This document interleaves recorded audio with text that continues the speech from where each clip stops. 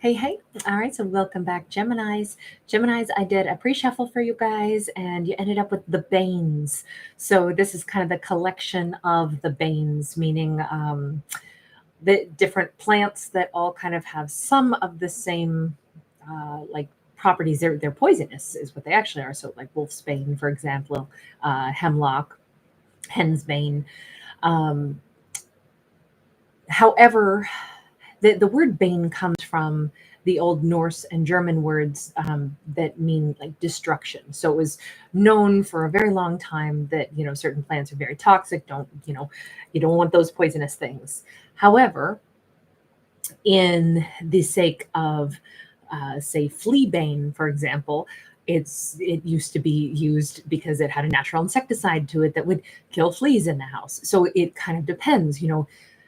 There are times when something negative can actually be used for a positive in that one example. But this is it's really the reminder, though, that life is full of mystery, and it is wise to be paying attention, because you don't want to stumble upon poisonous things, poisonous people.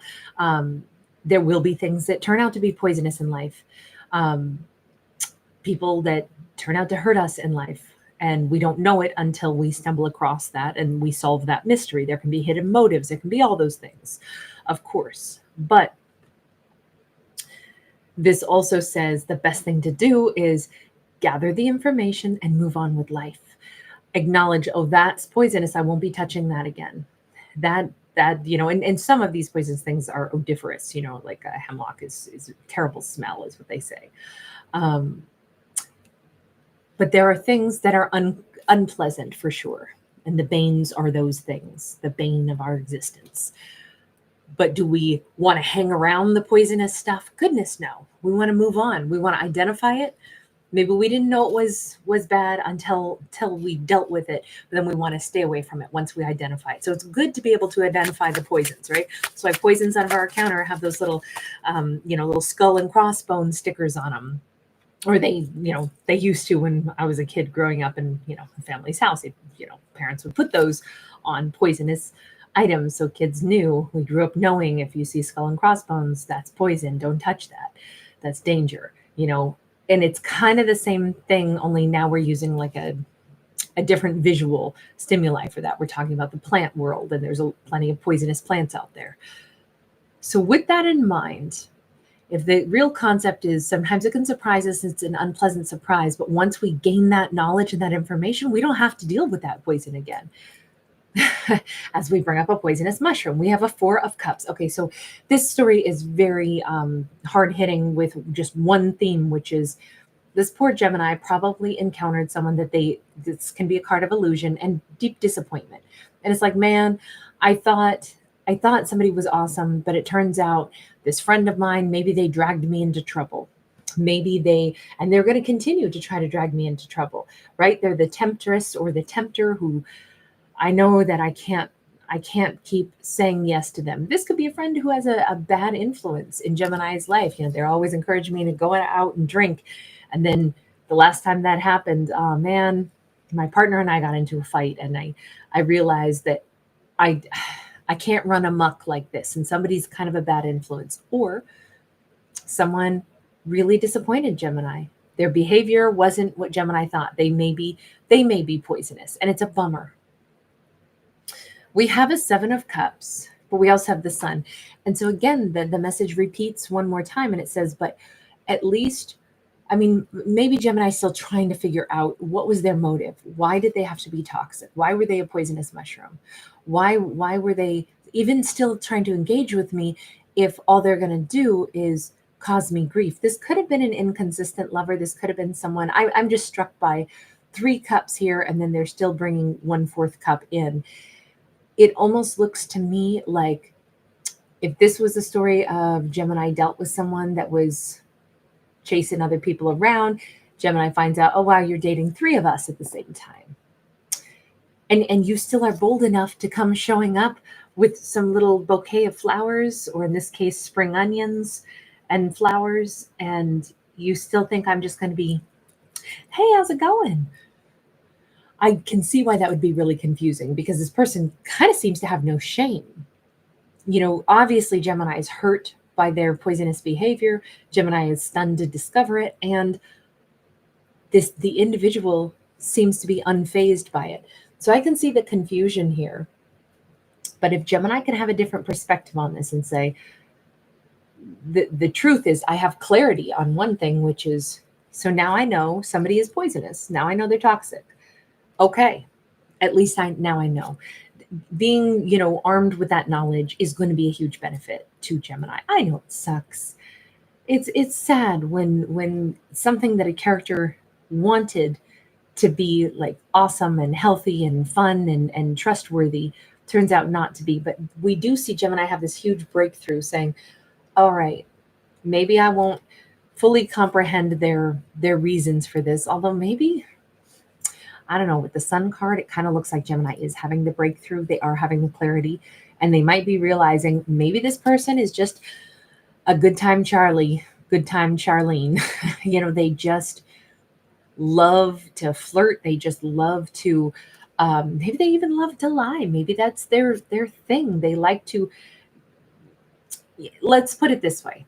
If we went to a play and, the actor and actresses on stage were, very excellent actors and actresses, and they made great eye contact with the audience, and afterwards, you meet the actors and actresses and they're still in full on, persona. And so they greet you in this gracious manner, just like they were on stage. And then you become personal friends with them and you discover, well, you're not that person who was on stage. We wouldn't be shocked because we know that they were in actor-actress mode.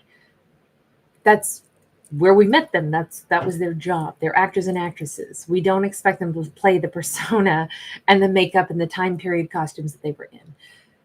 So we don't have a shock, like, oh, I can't believe it. You're not, as someone who, is from the 17th century or the 1800s or whatever the play was about. We wouldn't be stunned. Where it is stunning is when it's someone that we didn't know was playing a particular role that we met in the day-to-day life, where we don't expect people to be playing roles. We think we're going to meet the real them. So I think if Gemini can put it in that perspective and say, wait a second, this person thinks that I feel like this is like a thespian, an actor and actress, somebody's larger than life, somebody who they put on a persona. And if that's who Gemini met, Gemini might be realizing that person, their whole life might be shiny, bubbly wine. Their whole life might be behaving in grandiose manners that may not be very close to reality. Their whole life might be to flit around, date lots of different people. They think of themselves as gallant, or, somebody who delights the different individuals. I'm hearing that song, but I'm always true to you, darling, in my fashion. Yes, I'm always true to you, darling, in my way. I think it's from Kiss Me Kate, which was like the musical version of Taming of the Shrew with Anne.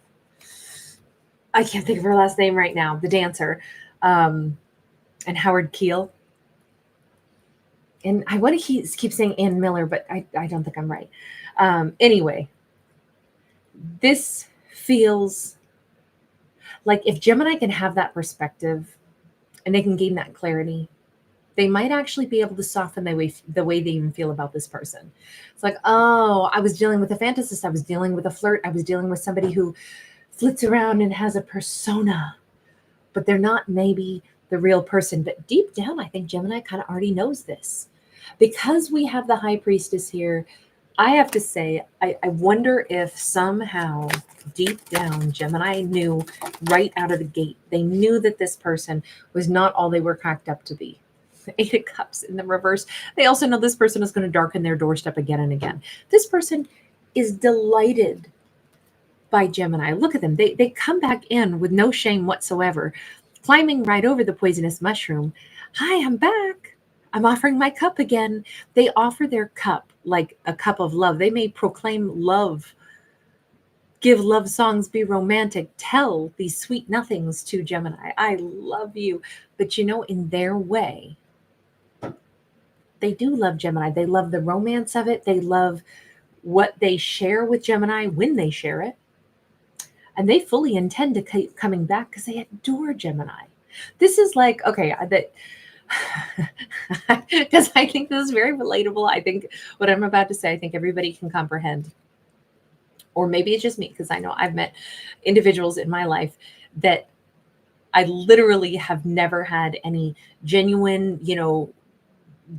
profound like connection with. We're not really friends or anything like that. We're brief acquaintances who met briefly at an event. You exchange numbers because, like, oh, you know them and I know them, so somehow we must automatically be friends because we have mutual acquaintances at this event. And for the course of several years, you'll have messages sent back and forth, and it's real friendly and it's real bubbly and it's real fun. But it's also very surface level.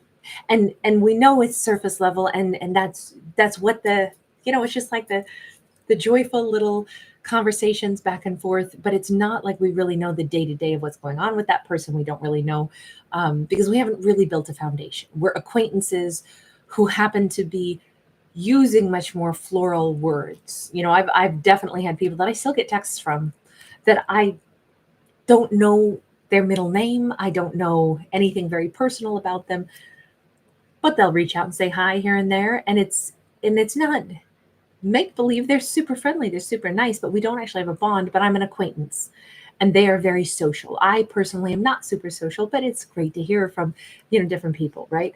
It's very heartwarming. It's very nice. It might be once a year, but that's okay.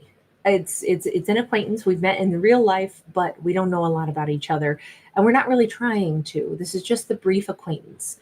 Some of those kinds of connections exist in this world, and it doesn't really require effort, and it doesn't break our hearts, and we're not romantic with that person, and they wouldn't even cross our mind to be romantic with. They're just another human being that we've met.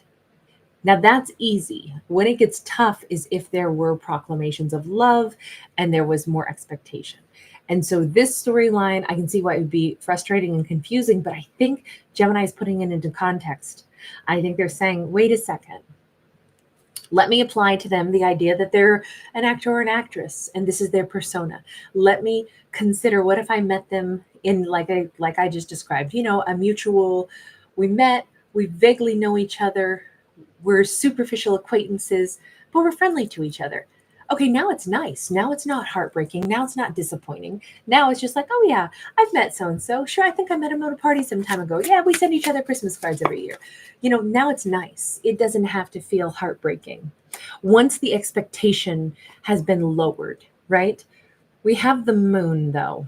And the moon says this person is definitely still going to be popping back into Gemini's life. If Gemini is like downgrading this person into saying, I already know they're going to be coming back, but I've put them in the friend zone. I've downgraded them to maybe mere acquaintance. I'm not going to be brokenhearted by their behavior, even though it was a bit of a stunner. And I've been pretty confused, but now I'm realizing maybe they are a good time guy, good time Charlie, good time whoever. But I also know they are looking for something. This storyline takes a bit of a left turn here, because as much as Gemini is relaxing over this, not feeling heartbroken over this, addressing this person and saying, let me just put them in my list of people I'll send a Christmas card to. I care about people, but they're not part of my day-to-day life. But we're friendly. And this, it's a nice way to say, I think of you, even though we don't have a profound, deep daily connection. Okay, I can think of it that way. But now we take the left turn and there's this weird, then why do I feel this premonition that this person is going to be coming back in and it's going to be for some other reason? Okay, now it starts to look like, does Gemini sense that they could have an ulterior motive? It's not just to be, they don't just come dancing through the door, sashaying through, being very extravagant and then disappearing again. Maybe they do have an ulterior motive. We have a Six of Cups that's sideways. We have a Page of Swords that's upright. I keep seeing that Gemini is still saying, I don't know. I think there was more to it than this.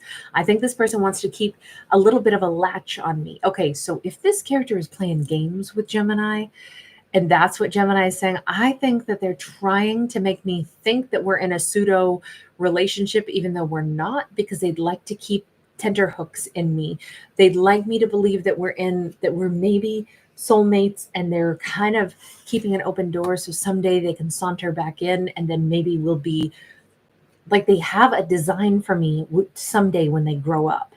When they grow up, they want to still be on good terms with me so they can come back in and maybe have something more serious. That's kind of what Gemini is wondering, is like, are they putting me in layaway to take me out of layaway later? Well, Gemini does not have to be made to feel that way at all.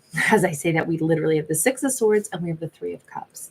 If this is what Gemini fears, you remember that first card said, when we encounter something poisonous, once we've identified it, we know to stay away from it.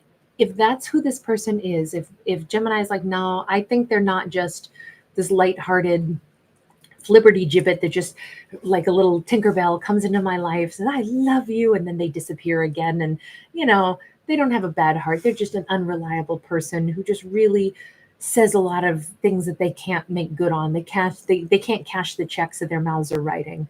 They say that they love people, they love me, and next week they fall in love with somebody else, and then they remember me and they call me 3 months later. But look, I don't take them serious. It doesn't bother me. If that's what it was, if it was lighthearted, it would be one thing. But this kind of, as I said, has taken a bit of a left turn where I think Gemini is saying, I don't think it is just that lighthearted and we chalk it up to, oh, that's just the way they are. Don't take them serious.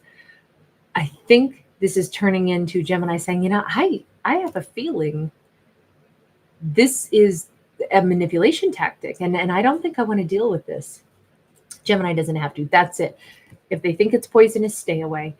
Don't even worry about it. Move on. There's so many other people for Gemini to give their beautiful energy to. There's so many other people that Gemini can have a comfort zone with, and who they can have as both profound friends, lighthearted friends, romances, light, dating scenarios, but still feel like they're more on solid ground. I think this story says, as Gemini works through this whole thought process,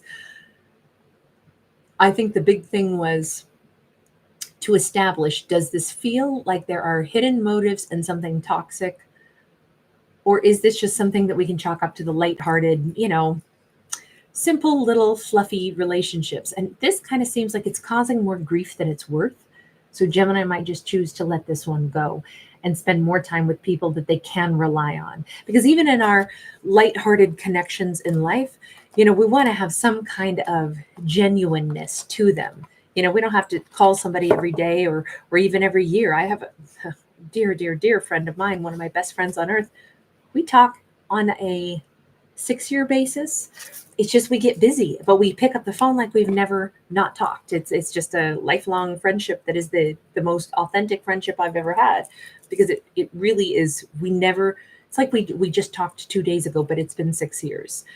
And we're both like that with each other. And we genuinely are like that with each other. And it's so amazing that we have no breaks in our friendship, because time and distance don't matter when it's sincere. But when it's insincere, it can be fatiguing. And I think that's what this story is hinting at. All right, Geminis, I'm going to leave that one there. I'm sorry that wasn't such a happy, fluffy one, but I still enjoyed it. Sometimes we get happier, fluffy ones. I'll put some other ones up on the screen for you if you want to check out those other videos. They should pop up about now.